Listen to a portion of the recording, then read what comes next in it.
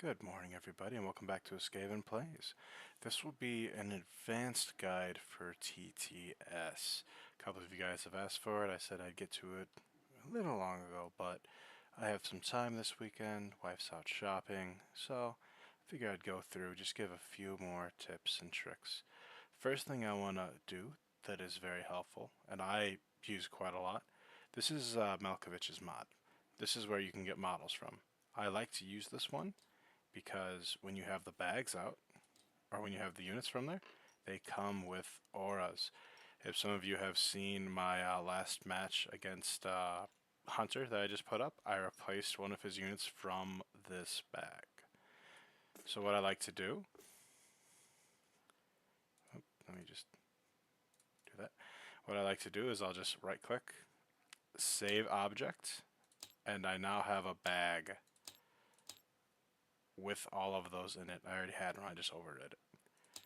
Also, if you are newer and you don't have everything memorized yet, all of the cards are here too.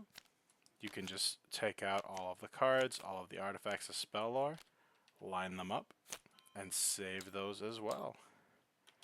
Nurgle cards. And there you go.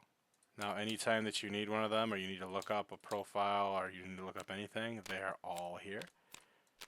And you can just go take a look. It's very nice, very convenient. The manifestations are also here. And I believe they also have auras. They certainly do. So that's a very nice bag to have. As you might have seen, I actually have that one saved too. It also has the cards, which are less useful because it just tells you what they are cast on. But, except for his. His is good. But it's still nice to have. Now, there are two main maps that everybody uses. There's the 4th edition table here, and then there's Mitch's map.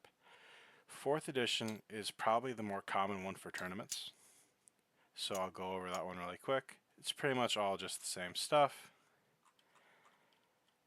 Usually you just hit R and you random or shuffle a point, but what you can also do is you see here, these are all the different ones. You can pick the one that you want. Say this one is 11. You want the deployment zones? You just hover your mouse over, tap 11, and there. That is the correct deployment zone.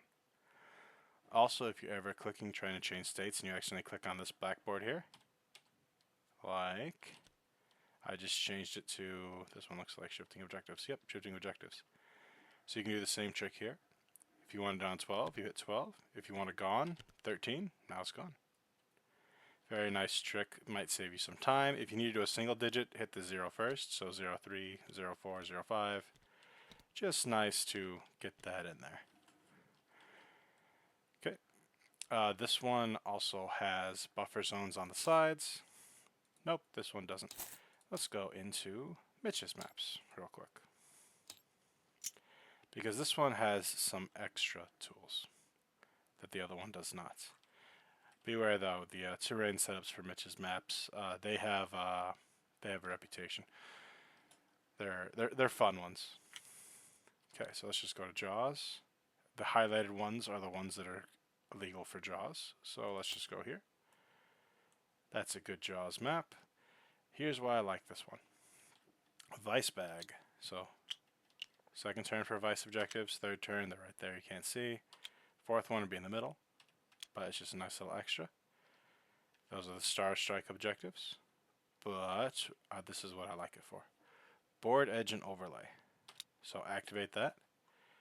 You have your 3 inches of the edge, you have your 6 inches of the edge, and then you have your 9 inches of the edge, which is all nice and good.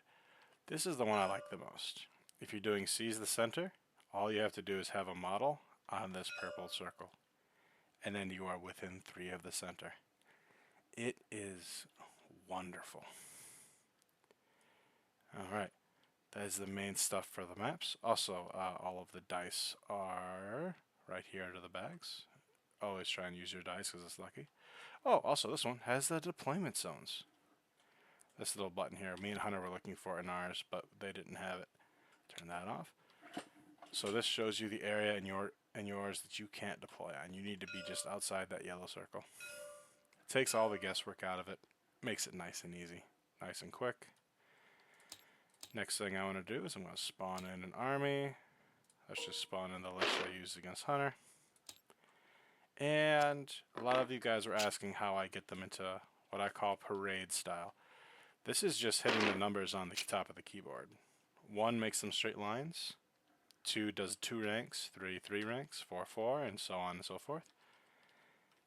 And it's just very nice if you're just setting up. You just want them in a brick. You just want to make a wall. You're just like, alright, that's the main bulk, and then you can move the others around to where you want them to be.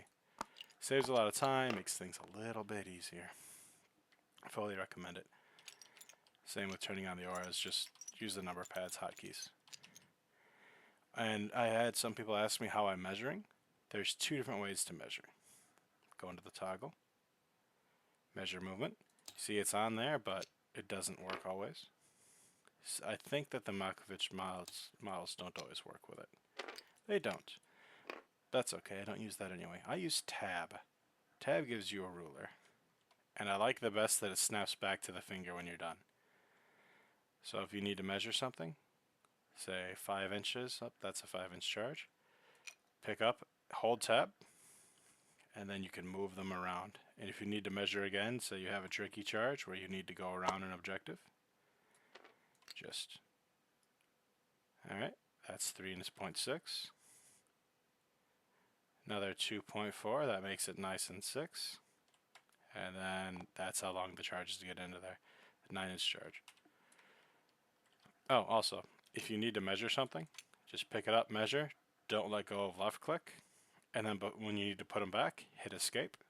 They'll snap back into position. It's very nice, very quick, and easy. And that's pretty much it. F1 will take you to your grab finger. Draw, I pretty much just use this to cancel out points. You know, this, I always put it on free, always put it on 2D. Those are pretty much the things you need to know. If you do snap, some people like this, I don't. Because snapping will give you different measurements. This says 4.4. But if we go to free, go over to where it highlights, now it's highlighted. I can get there at 4.3 instead of 4.4 because the snap 2 measures a little bit inside and you will actually cut yourself on movement. Usually it doesn't matter. Most casual games, that's not going to care. But when you're doing a lot of tournament games, that 0.1 or 0.2 inches can mean a lot. Alright, there's a gizmo tool. I don't know enough about that to teach you guys, but I do know the combine tool. And the combine tool is the #1 friend for making proxies. See if I can get this to work. I think I only know how to attach stuff.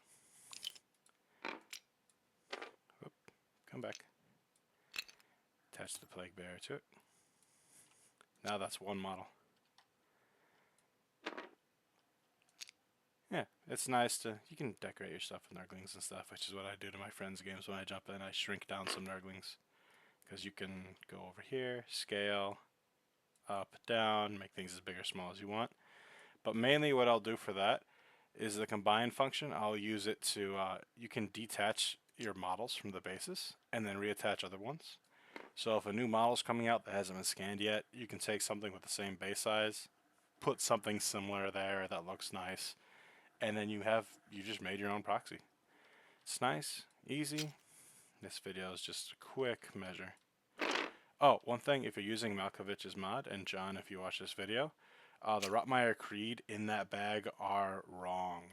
I don't remember where I got these from. I got these very early on, and I've kept them saved for ages because everything in there is incorrect. So you'll have to get those. Maybe Elf 1 has the right. Actually, I can just check. Does Elf 1 have the right sizes? No. Nope. Also the wrong size. I'll try and find out where I can get to them, or I can message John to put them in. But yeah, these are the wrong size. They also don't have a champion anymore. I don't think this one's been updated for a bit. But yeah, that is pretty much it. Use your objects folder. It could save you a lot of time, save stuff that you need quick access to as long as your armies. And that's all. I hope everybody has a good day.